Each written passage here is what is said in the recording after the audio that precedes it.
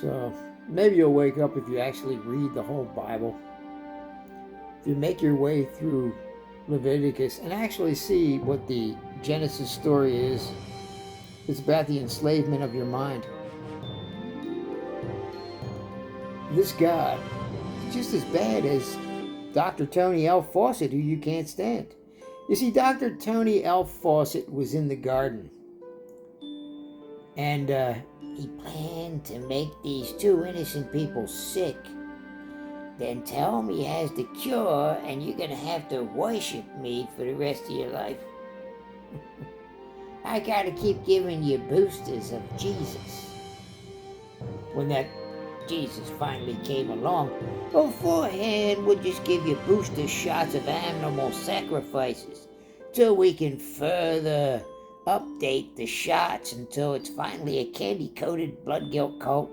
No more Levitical sacrifices. You just take a shot of grape juice at communion, bow your head and feel bad about your sins. Go on your way, believe you're forgiven. And there you have it. See, in the Genesis, Dr. Tony L. Fawcett sat in the background. And he put the Candyman Hitman out there to make them take the candy. Make sure they ate that sin candy. Make it look real good, too.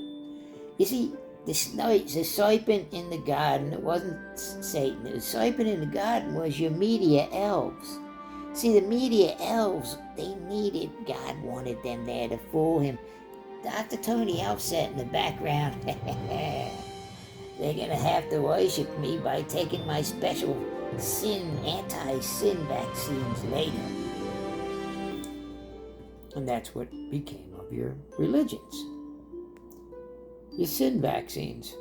And they took you away from what you were made to be, what Jesus said, I am the way, the truth, and the life. No man comes unto the Father but by me.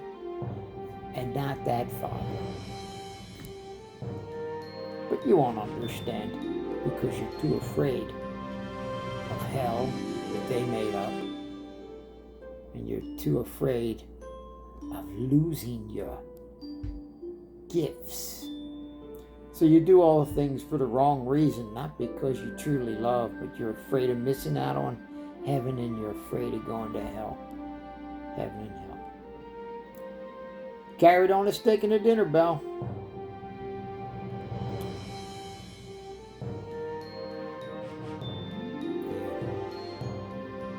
They got you under the word spells. Quotes. You're on the one-eyed farmer's sleigh. So you better read it and find your way.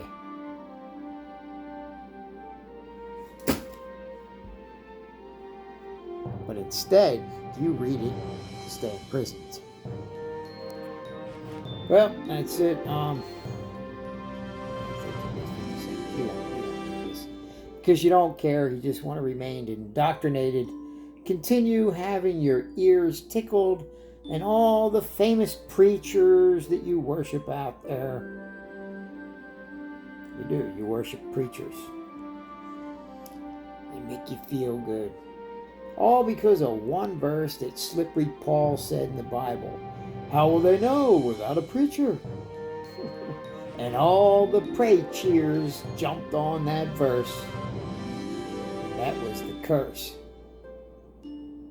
Because it says in the other part, they're without excuse. The law is written on their hearts. You already know the difference between good and evil, but they wanted to indoctrinate you. They wanted to indoctrinate you. So, us, all of us, they wanted to indoctrinate us. And they're all indoctrinating you in every form. Every system out there wants to indoctrinate you. Every kind of power that they want to take it from thee. Anyway, that's about it. People think I'm against them. I'm not against them. I just see you're trapped in a pickle jar of indoctrination. I was there. And I really care.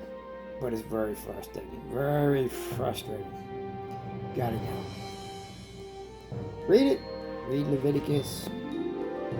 Practice the blood sacrifices there, along with your communions, and think about, did God really want this, or did man, Dr. Tony Elf, say it?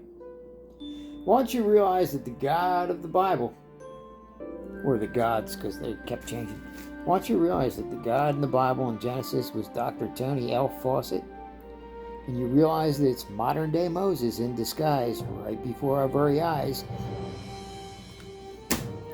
then your pickle jar might start to get some cracks, might even break, and you'll be free. And the Lord sets free is free indeed.